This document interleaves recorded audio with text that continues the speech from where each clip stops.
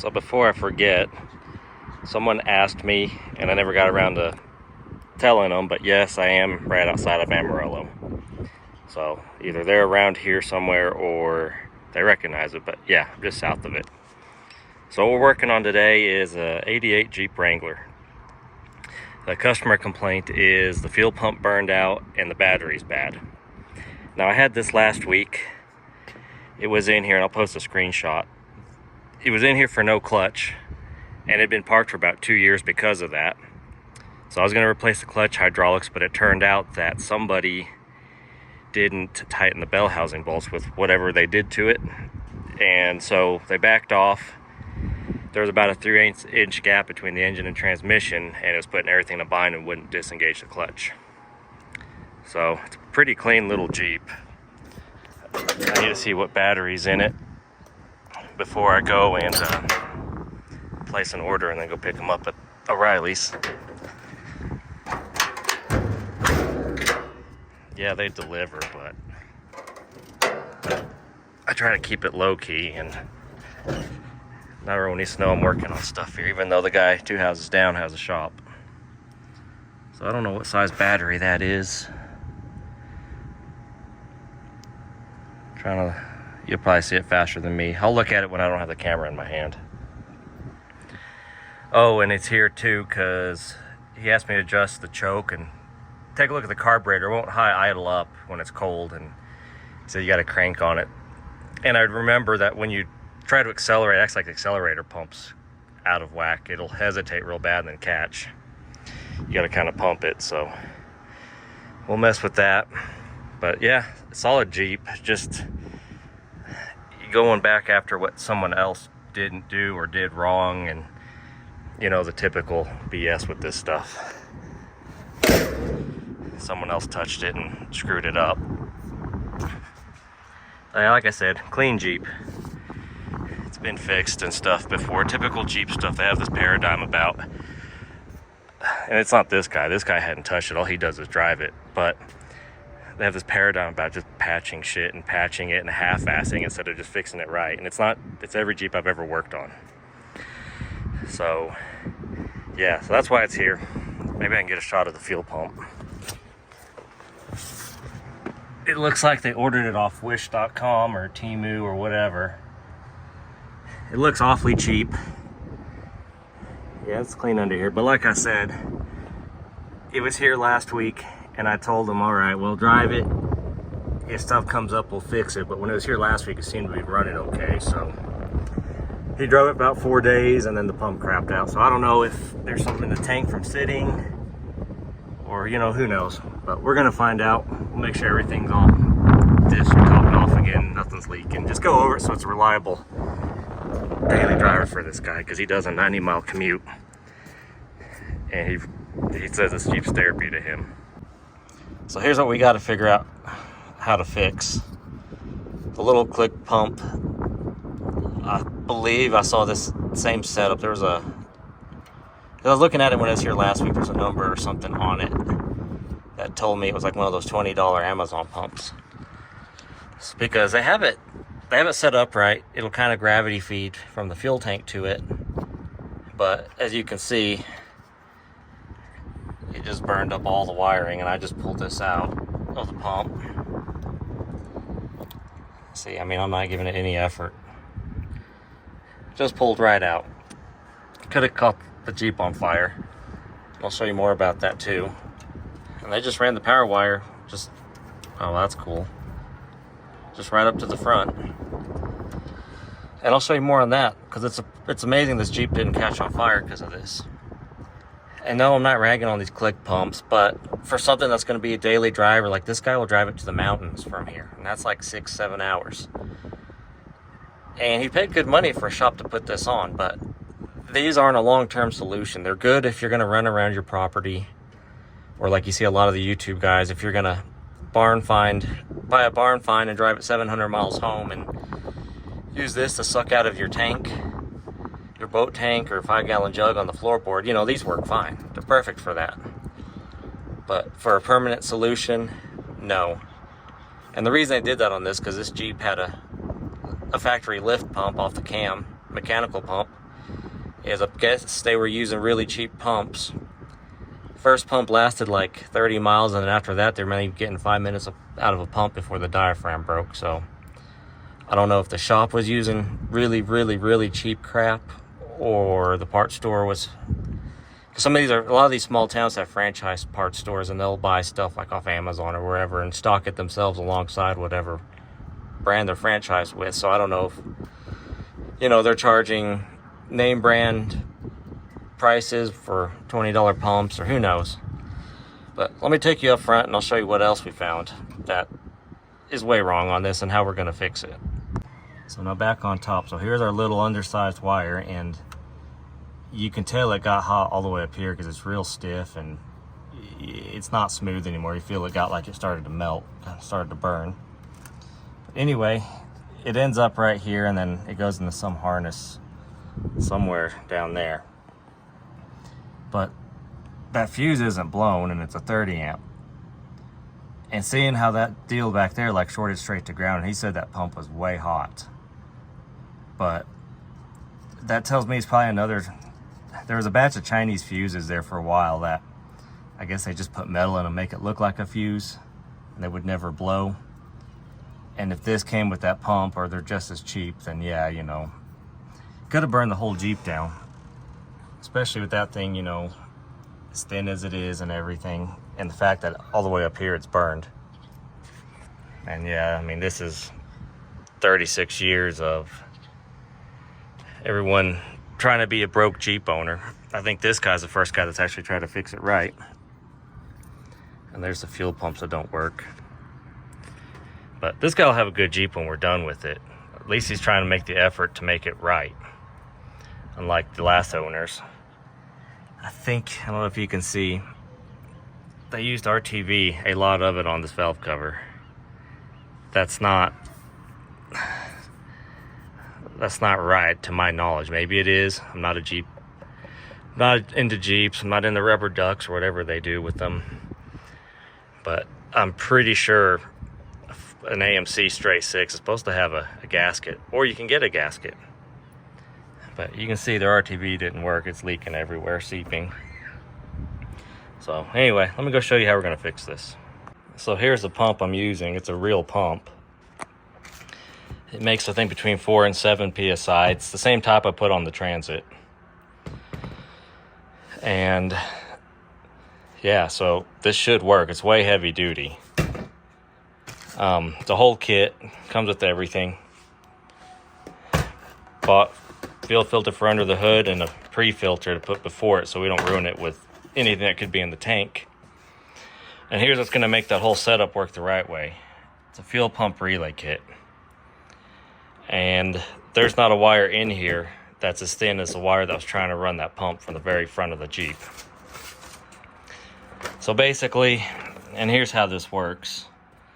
So instead of having that one wire carrying all the load from wherever it's switched to the pump, you have a relay near the pump with a big wire, fairly decent sized wire from the battery to the relay through a circuit breaker.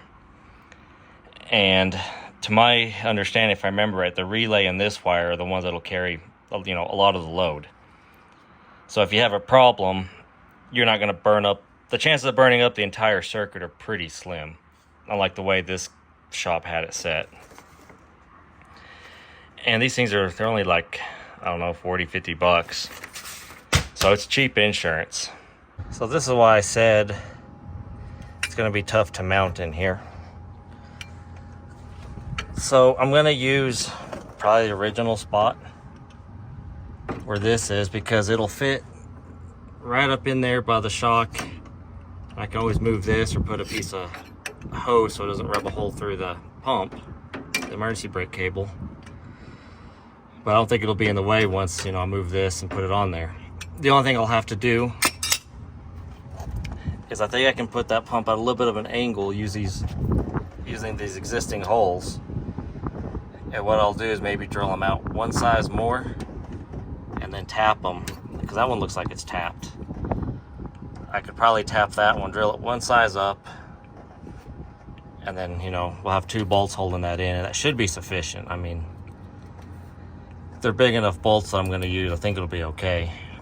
Or I can just drill another one here and, you know, be like plenty of triangulation to make it fit. Tripod, whatever. I don't know what the hell I'm saying, I'm just making shit up now. But hopefully this will help someone, if someone actually watches this that's trying to upgrade their Jeep by some whatever reason. Because I don't play the YouTube algorithm game. So if they find it, they find it. If they don't, they don't. But hopefully it'll help someone out. But I think, you know, this little pocket right here, keep it out of harm's way. It won't be dragging down. I don't want to drill a hole in the floorboard and mount it here and just add more holes like it's got. To me, that's not right. And I don't want to hang it off of the skid pan because the axle will hit it. And there's just a lot of places I don't want to put it just because, you know, it's a Jeep and it'll get taken out. So here is where we be on this. So I just used the original hole from the other one kind of for the reference point. So that'll stick like that. Kind of follows the frame. Like I said, it stays out of anything moving. I got the pump. So pump will sit right here. Like I said, see, totally out of the way from everything. Even clears the parking brakes. So this is the feed line to the carburetor to the engine. I don't know if you can see it, but they cut it all wrong. But they didn't flare it or anything like that. You need a little bit of a hump or something right there, because since it's a pressure side, you don't want your hose, you know, slipping off of it. Yeah, it only has 4 or 5 psi, but still, you know, at least cut it straight. At least try. So I got the pipe cutters. I think I can get in there and do it. If not, we'll have to I'll double clamp it. But I think I can at least get the flare tool in there if I can't cut it straight, and at least put something for the, you know, the hose to bite onto and not come off. Because, you know, you don't want the thing dying somewhere it doesn't need to be dying because the line fell off. So in case you're using this as a how-to, here's what we have. We have a 1/4 by 20 thread cutter, tap, 13/64 drill bit, a baby drill bit that I don't know what size it is to drill the pilot hole, a center punch, spring-loaded one, paint pen to mark what we're doing, where we're gonna make the hole, and then I got these Mopar, they're self-threading bolts. I think that shorter ones will work up in here in the frame, but yeah, they came off a Dodge I parted out. Dodge Cummins I parted out probably 15 years ago, back when you could get them for $500. I think I paid like $6 or $7 for this truck. But yeah, so kept them all these years, and maybe they'll come in handy. They'll go on, hell, I don't know what this is, Jeep, AMC, Chrysler, Dodge. You know how Dodge is. It's like a foster child nobody wants. Just gets handed down over and over. Chrysler, Dodge, Jeep, Ram, Fiat, whatever you want to call it. There we go. Bracket's all mounted. It's sturdy. It's got 3 OEM style bolts. Well, they are OEM bolts, just not OEM to this. And what I forgot to show you, because I had to take the bolt off and put this on, but it's the ground wire that goes to the pump. I already had the eyelet on it, and all I did was just take the bolt out and then put the eyelet in. But looks almost factory. So next we're gonna put those grommets in. I'll show you how to do that in case you've never done that. And we'll kind of just mock it all up and start going together with it. So fairly simple. I didn't read the instructions because I'm a male, but I've always done it to where this thicker side is up on top, gives it more cushion for the pump, and the thin side goes down. And all you do, and it might be tricky with one hand and gloves on, but I try to just kind of work it in that way from the top. Just wiggle it in.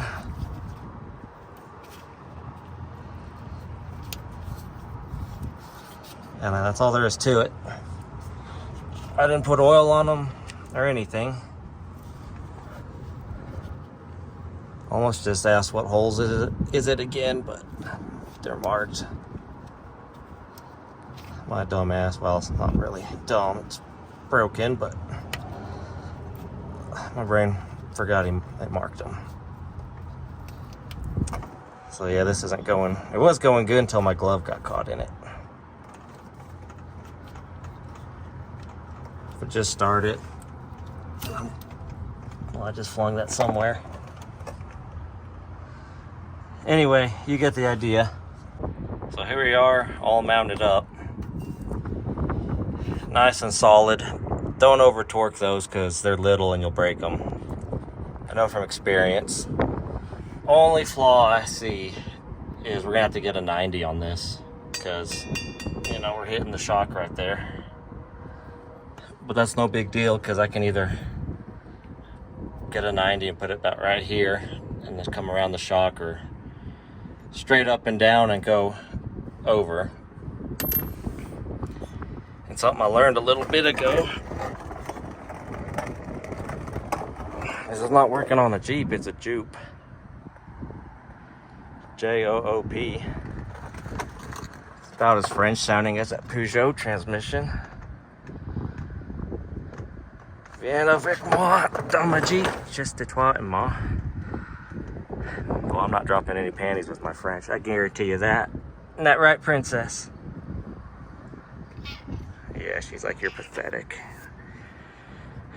Go back to college, right? Right? Yeah. So I'm gonna go get that fitting, go feed the cat, and then we'll continue putting this pile back together. So here's the finished product.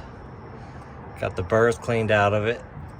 Got a little bit of flare on it, so it won't cut into the hose, but it ain't gonna pop off. Kind of squared up the pipe a little, but it'll be okay. It's low pressure. So what I'll do is I'll spin that last fitting in, put a piece of hose here, and I'm gonna call it a night. And then tomorrow we'll start on the wiring and then the carb work. All right, time to tackle the wiring. So we need to get all of this wire crammed into that, which is just some split loom. The small stuff would have to be ordered, and I had this on the shelf, so we'll use it. So it's really simple. Basically all you're doing is, and these are marked too, I don't know if you can see, so like this says, if it'll focus, it says 12 volt switched, and then this one I think is 12 volt constant, if I remember correctly. I don't know why I didn't want to focus today. Yeah, 2 battery constant. So basically all you do is, just like it says, you one goes straight to the battery, one goes to our 12 volt switched. It'll go over here to our relay. You'll ground this when you attach the relay holder. And then this goes to your fuel pump. Pretty simple. And it kind of gives you a gist of why that other deal burned up. Like here, let me get it. Kind of an example. So this right here on the right is what they were trying to run that pump with all the way from the battery. And this on the left, this big one, is what it should have had. So yeah, someone failed at electronics. They didn't have an electronics degree. And it even says in the instructions, you want to keep this big wire as close to the pump as you can, because, you know, it'll get hot and stuff, I'm assuming. I don't know, it's just what the instructions say. So we're gonna work some YouTube magic. I'm gonna get all this crammed in there, and like a snap of a finger. And just like that, we got a nice clean loom ready to install, or harness, whatever you want to call it. So now our next battle is going to be where we're going to mount this under the Jeep. Kind of like the same battle we had with the fuel pump. And this should be easy, like I said. We'll hook up the switched to what they already had hooked up to switched anyway for the pump. And then this will just hook straight up to the battery, and you know, we should be good. All right, so we're all done down here. Didn't video it because we got a long way to go. It gets even better once we get up on top. So I mounted the relay here. It's kind of out of the stream of, you know, mist and stuff. It'll still get stuff on it, but it's not going to be a direct hit, and I don't think it'll go in it. Our pump's all mounted. Like I said, I did a 90. Went to the fuel filter. I didn't like how those hoops, how flimsy they were, so I cut a strip off a license plate. The edge is a little bit rounded here, so it's not going to cut it, but it holds it pretty steady away from the floor pan. I thought this was undercoating. Turns out it's a mixture of undercoating, oil, and dirt. And yeah, and then we're running our wiring all the way up front. I have it zip tied, got it in the wire loom. Confident it's not going to go anywhere. So yeah, like I said, I didn't film a lot of it because, you know, it's just wiring and stuff, and it gets better up front. So in case you're wondering, that's how you convert this thing. So let's go up to the front now, and I'll show you what we have going on there. So this is how they had the trigger, or well, not the trigger, this is how they had the old pump wired up. So I don't know what this harness is. I tried to find where it plugs in, you know, on the other side down here, and can't find anything. But they just, I guess they tried to like piggyback off the right wire, but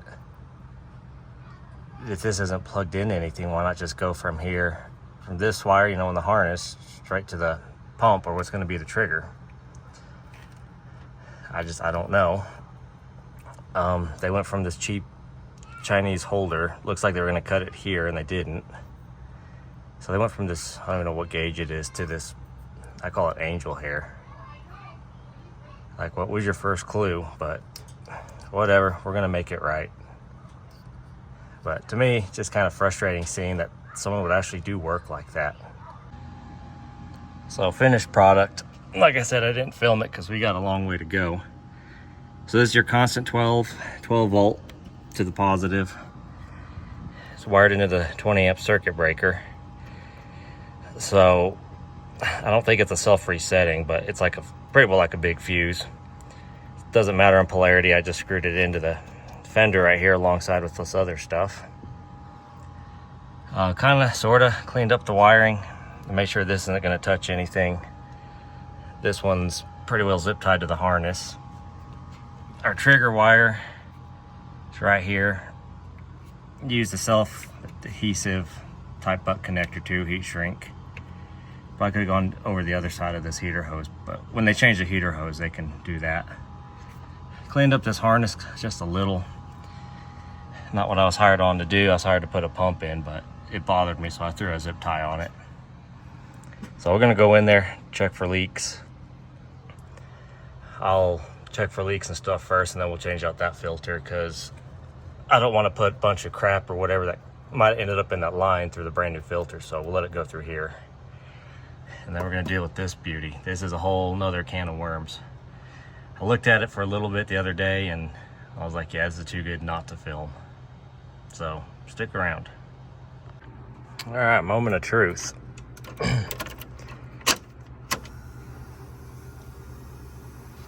Well, it's making noise.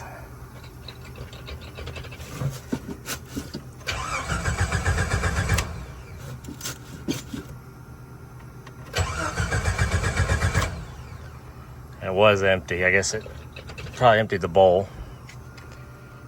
I don't think the accelerator pump's on this working at all. Sounds like it's drawing fuel now. Let's see if it's leaking it. It's not leaking. I don't know if you can see pulling it through the filter. It's got some air in it, so that's making me wonder. All right, let's see what happens.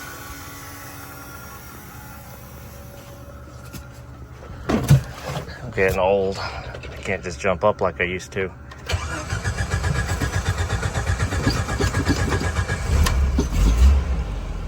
There we go. Well, it runs better than it did last time. Total cold start. Oh, I forgot I had power steering. Still hesitate. Oh, wow. So before, when you did this, before it was even warmed up, it would hesitate real bad. But we figured, that was a carb. But it just fires right off now. That's badass. So it's the moment you've been waiting for, maybe. I can't remember if I told you about this or not. So this is supposed to be a new carburetor. Not very many miles on it. I think an updated one, but I'm not 100% sure. And I'm not really sure on anything I see on it, because to me it doesn't look like a new carburetor. So we're almost there. Anticipation building. So you guys that are really mechanically inclined, what do you see wrong here, and what do you see that's going to happen in the future? So basically, I got to be careful because I'm just using one hand. Now, I haven't touched this. That was hand tight, literally, finger tight. What'll happen is, driving along, that'll wiggle loose and fall down in there. I don't know if it'll actually make it through, but the fact that you don't want to end up in the engine means it probably will make it through. So yeah, like they said, new carburetor. I'm trying to get you in there. So that's probably okay. The up and down's probably not okay. Neither is this leaking. Same kind of goes for the choke. A lot of movement there. And I don't know if you can see it, but it's all just like junk. And the fact that there's a computer hooked up to it, this isn't a Weber and this isn't an update. This is the same old crap. So we thought the accelerator pump wasn't working, but turns out I can get the choke open.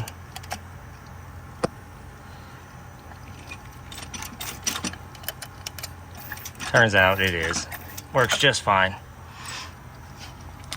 So the next complaint was, and going back real quick, it used to hesitate real bad when it was cold, and like you saw a second ago, it started up, it was just fine. The hesitation's gone, so I think that was the fuel pump, and it kind of starving for gas. The next thing was, he's complaining about it not having high idle. So I got my alligator clips hooked to the battery over there. This high idle solenoid doesn't do anything. Kind of say it's real weak, and it's plugged in. So I'm gonna see if we can, that's something we can order. If not, I'm gonna tell him he's kind of SOL, because I think his bill's gonna be way higher than he anticipated. So next we're gonna try is hook up 12 volts to this choke.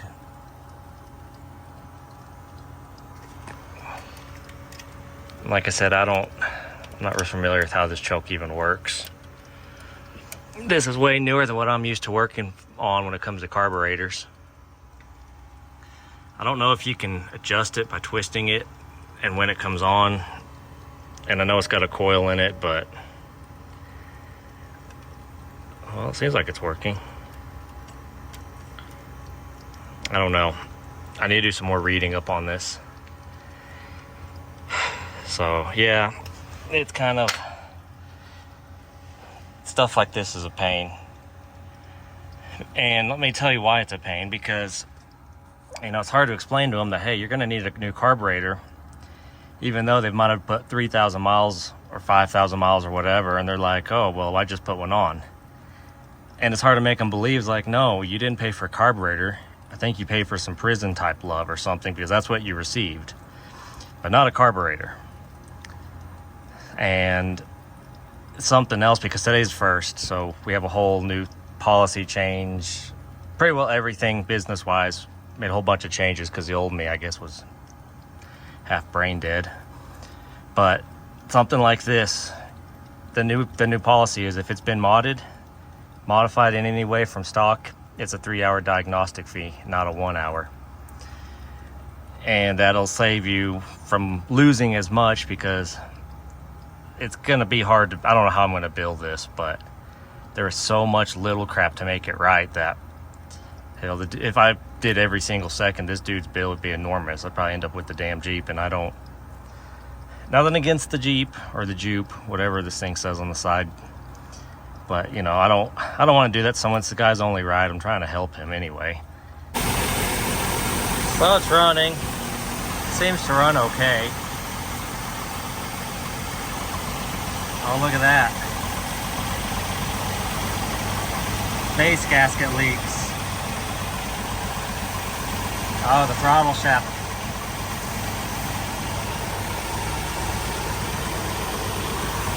That's awesome. Let it idle back down.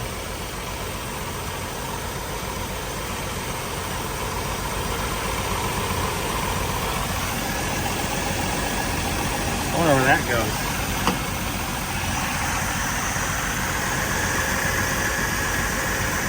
What the hell, man? I don't even know. Oh, I know where that goes. I'm stupid. It's the memory thing again. So I had a passing thought when I was looking for a wrench. And that is, what if they used RTV as a gasket? Oh no, look how loose that is. I got damn near a full turn out of there.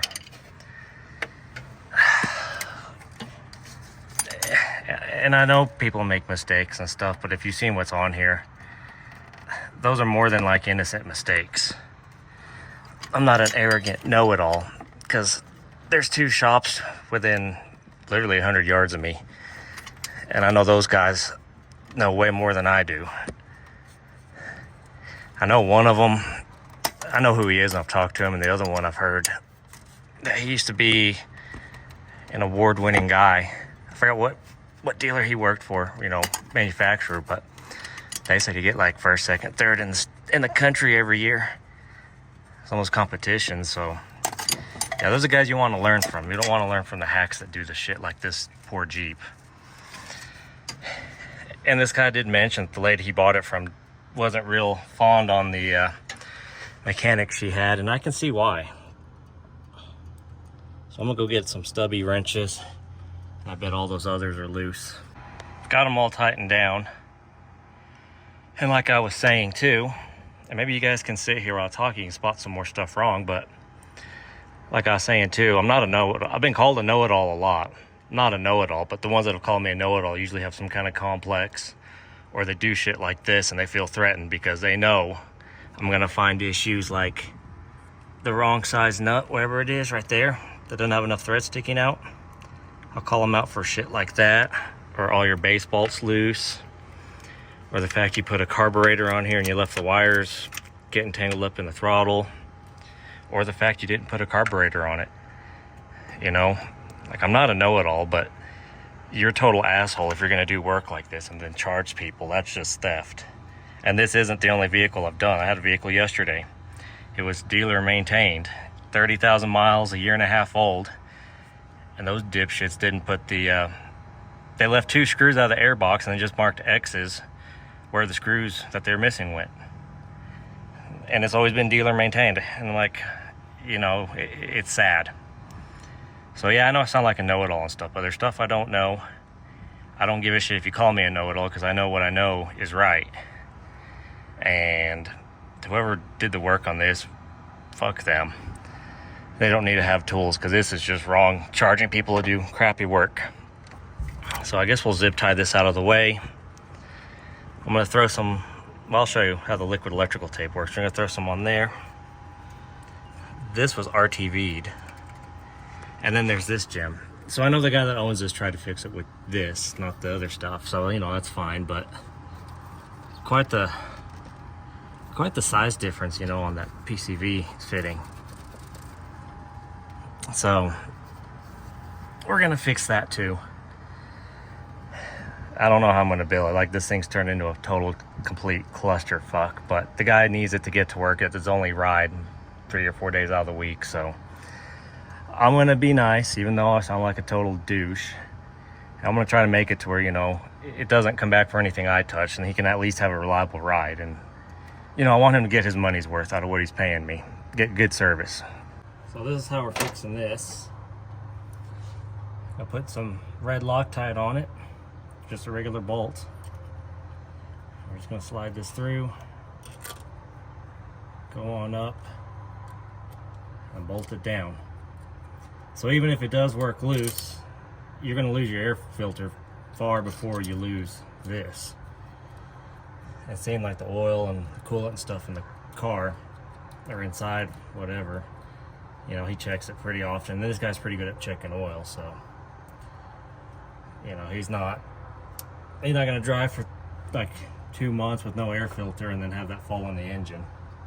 So that's not a worry. And that's how it should have been to start with. So you're wondering how we're gonna go from this to this.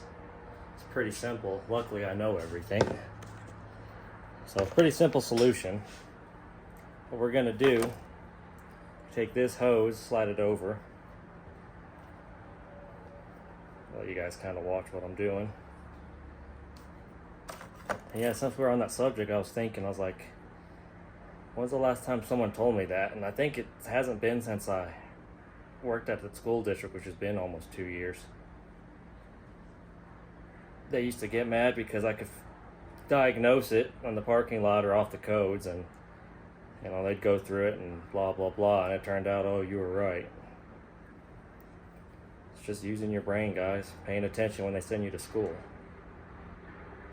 But I think that was the last time, besides my friend's brother, about a year, well, maybe been 2 years, missing a year there. I diagnosed an ISX Cummins for him. So he'd been working on it for 2 days, and he told me what I was doing. I was like, well, did you replace this sensor? I think it was a IMAP sensor in the head. No, clogged full of soot, and yeah. After calling me a know-it-all, I think he called me some other names, but that's how he is. That's just how he communicates, but he was grateful I got his shitty truck out on the road again, or his customers. So, do that, put it over that, get another piece of hose that's the same diameter, that's this silicone, or whatever you want to use, slide it over, put a hose clamp on it, and you're done. Perks of knowing everything. Alright, got it on. And I guess being silicone, I forgot, it's kind of like naturally sticky, so it's not coming apart. You'd have to cut it apart, just the way it shrank onto there. So that's good. Got this taken care of. I'm about to order one of these. I'll get with the customer. But yeah, it's about as old as the whole Jeep. I think all of it is. Maybe it was replaced in the 90s because of that barcode on there, but who knows. Got his wiring taken care of. I got it out of the way of the steering shaft, out of the way of the throttle. We fixed impending doom up here. So I think we're good. Put a new fuel filter on. So let's start it up, give it the brake cleaner test again, and hopefully it runs better. I think it should.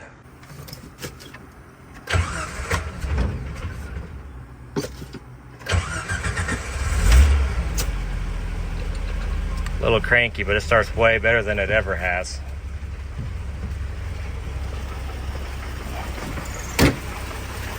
Sure, idle's lower.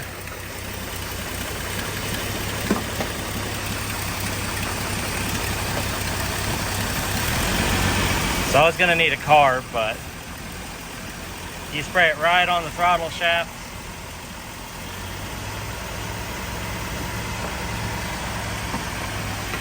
But as far as the base goes, I mean, it's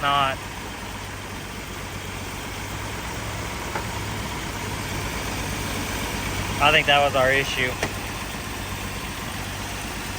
Got a little bit of a shake to it, but I'm not real sure if that's engine or whatever. It was rebuilt. But being local, I don't know what that means by rebuilt. Like, I don't know if head studs are factory or not. I'm not familiar enough with these. But I checked the plugs and everything last time. It seemed okay. So,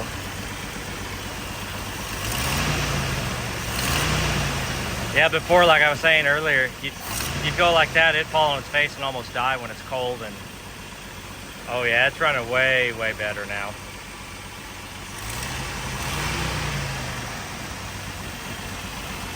So, and I'll explain this to you too, because I found it interesting. Some people might know what it is. I had no idea this existed, so I'll shut this thing down and explain that, because I thought it was neat. Worth explaining. So this deal right here, from what I read in layman's terms, is it controls the mixture, lean, rich, I guess on the fly is how I understood it. And it has a, well, you can see it, an O2 sensor and a computer. It's got a bunch of wires on the distributor. I think I about busted my teeth out. But yeah, so there's a plug on there. And apparently, I guess it was like a rudimentary way of controlling the emissions. And I think it had a smog pump too, because there's a metal line going down there to where the original cat would be, and have an air pipe to it, like they used to back in the day. I don't remember how that works. I used to know. It'll probably come back to me, but as of right now, I have no idea. But, so yeah, anyway, I guess there's a computer on here, and as it's going along, if it senses it's rich, it'll kind of back it off to lean. If it's lean, it'll rake it richen up. I'm told they don't work very good. Like I said, this is my first go around with one of these. But I thought it was kind of neat. I mean, you got to remember, it's the 80s. They're trying to experiment with different stuff, and I think in the end, TBI, throttle body injection, is what kind of won over this deal. And then multi-port, and then I think we're at direct injection now with, you know, high pressure with like a diesel straight into the cylinder, but with gas. You got your rail and your high pressure pump running off the cam or wherever. So, pretty neat how far we've come in far as technology. What's not neat is, I think a modern Jeep with all the modern stuff still gets the same fuel mileage as this. And this has a pretty crude carburetor system on it. So the last thing we have to do is drive it. I'm just gonna go under here, do a once over, check the fluid, see if there's anything bizarre hanging down or stupid. If you see anything, let me know. If you guys like this kind of stuff, working on this stuff, there's gonna be a lot more of it. So it's August 1st. This was supposed to start a month ago, but I got that head injury and I can only work every other day. One day I'll bust ass, next day I'm half dead. It's getting better though. So anyway, all of this is word of mouth, this work, word of mouth and business cards. My sister's business marketing major, has got a master's in it. Done a few big dealerships, and she's going for her doctorates now. So we're gonna advertise and try to pimp me out in a 3-state radius or 400 miles, just kind of depends. So yeah, I'll put it in. The Facebook's not up yet, but you know, we'll put the Facebook and email in the descriptions. Maybe not the next video, but the one after. So anyone that needs anything fixed, you know, I'll be happy to go do it if you're happy to pay. Like I saw in a truck that runs around where my friend lives in Oklahoma, it says, if your equipment's broken, you're not, call me. And a lot of truth to that. But yeah, anything from like vintage cars to like heavy equipment, if it's engine related on the equipment stuff. I'm not familiar with it too much, but I can do engines, diesels, emissions.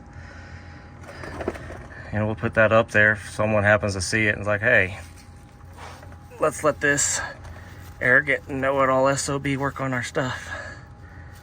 But no, I'm joking. But yeah, so yeah, maybe the next video, one after, but it's August 1st. We implemented a bunch of new rules, new things we're gonna do, customers we're not gonna do business with. I think they use truck part stuff, parting out the engines. That's gonna stop, because that's turned into a disaster. People trying to screw us. So yeah, so that'll be in there.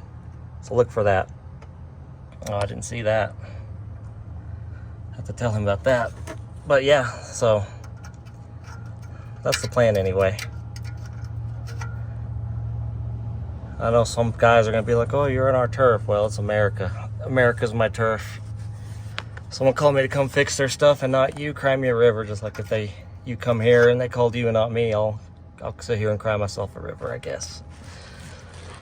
So yeah, anyway, so if I find anything crazy down here, I'll let you know, and we'll go drive this thing here in a minute. Jesus. See you soon. It's only been a week. Yeah. So this is like I think I put 25 miles worth of giving people rides on here for test drives. And everyone filmed it, but I don't know how the wind noise was.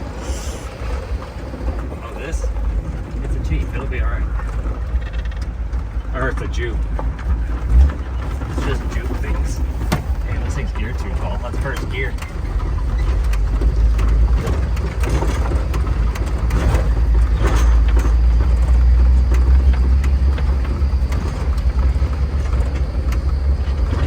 We're gonna go back to that other spot back there. Okay. What do you want to do? Go back. Go back? Mm-hmm. Straight to the highway? Mm-hmm. We pay taxes.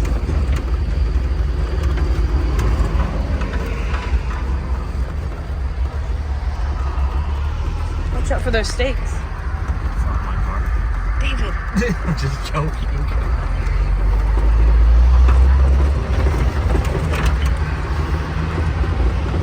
This would be nice in the mountains, but it's too hot down here. Well, I guess that's the same temperature there.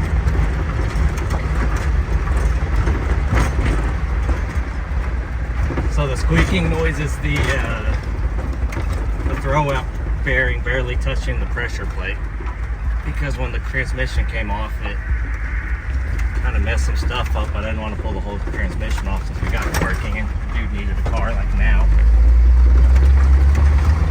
I'll make a lap down there and come back.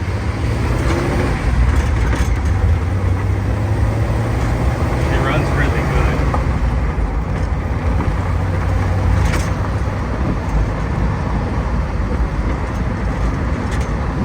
Those guys are like, what the hell is this guy doing? It's like the 10th time he's been through here.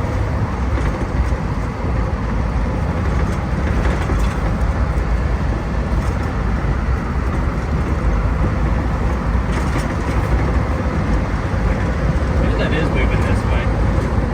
It's a good thing the wipers work. Right? You're the worst. What? What's burning? Oh no, this is the house down the street. You sure it's not this? It's not this.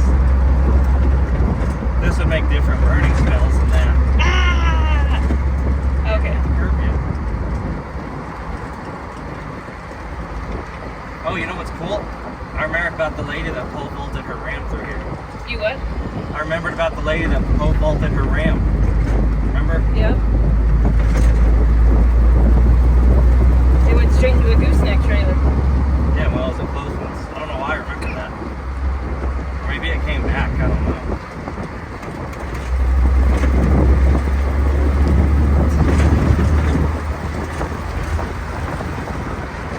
Yeah, I got the storage unit and come back. You sure? It's windy. Alright.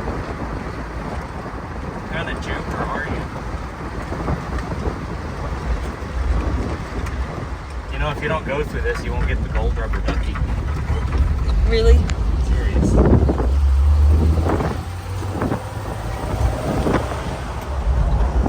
Dad was terrified. Why? We went around that corner over there at 11 miles an hour, and he's like, oh my gosh, you're going too fast.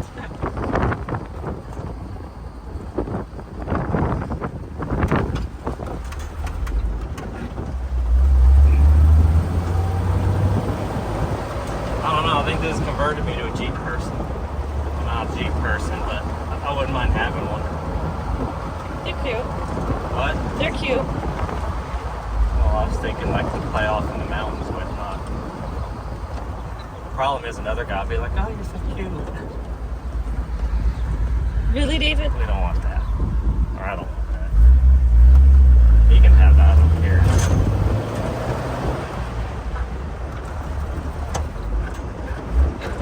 Apparently I don't know how to drive either. Oh yeah. Mom or Dad, one of them, they said that I did all this, like the one that goes all right around the corner. Yeah, you did. I No, did. all of this. He said the dually did that, and I didn't even know I owned the dually. I thought I just worked on it and didn't get paid. What dually? That green one. Oh, I don't remember that one. The big four-door? Yeah. I remember back in May getting it and working on it, but apparently I owned it. But they said I owned it. And then I blew it up, and then it went to auction. Sounds about right.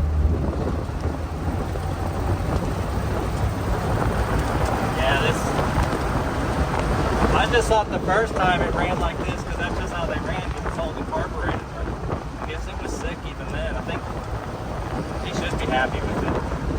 Oh, the smell? That's just carburetor smells. They used to all smell like that. You should remember you were a kid when I was a kid.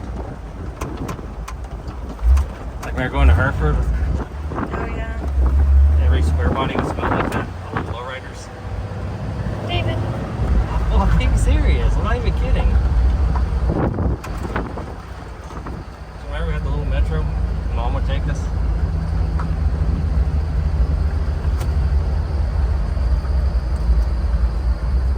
Alright, I guess we'll call that good for that video. And tell everyone thanks for watching. You don't have to. I'll just put it in there. Kind of technical difficulties. Kind of wonder if my brainstem came disconnected sometimes because I don't know how to drive a stick. And I used to drive a semi. You're autistic. It's fine. I became autistic after the brain accident. No, I think you've always been it. I think it just got polished up a little bit. I don't think so. I didn't ride the short bus in school. No, but you drove it. I didn't have a choice. I hope you guys enjoyed the video. It's been, I'm trying to think, today's Monday. He got that truck, that Jeep back on Friday, so he's driven it through the weekend. It's done good. He says it runs great. He said he made it to work. So he's happy with it. I don't think he was real happy with the bill. But then again, I'm 110% not the guy to bring something to do budget stuff. I'm the guy that specializes where you have a piece of equipment, car, truck, vehicle, whatever, and you need it to work right 110%, then I'm your guy. I will fix it, go through it top to bottom and make sure that thing is good to go and not break down. At least I'll try my hardest. And that's usually who I cater to, are businesses and guys that, you know, they use their vehicles and their equipment to, you know, it has to run. But anyway, you know, we got it squared away. We're good. He's happy. I'm happy. So I know it probably sounds like complaining a lot, but with that work that other people do, but you know, to me, it's not that I'm complaining. It's just I can't believe someone would charge money for such hack job work like that. Like the audacity for you guys to, you know, charge money for work that crappy. Like I'm sure at Autotech, a bunch of like freshman kids, 13, 14, 15-year-old kids could do better job than some of that work I saw in there and that you saw in this video. But it's not limited to that. Like I said, I see it every Jeep. It's like in their head they have to trail fix it no matter what. And I see it a lot around here. A lot of these local cars, they're just patched and patched and patched together by mechanics that really shouldn't be touching a wrench, or they're charging like 30 bucks an hour to support a habit. Now there are a few that are, like I said, exceptionally good that I try to take tips and learn from, but they're the minority, not the majority. But yeah, that kind of stuff, I do like seeing it, and yeah, I will call it out for what it is. But as far as I know, that Jeep's running good. This week's not a week I really want to commute it. It's going to be 100 degrees plus all week, and that thing, you know, open cabin, no AC. But to each their own. I thought it was fun. I enjoyed it.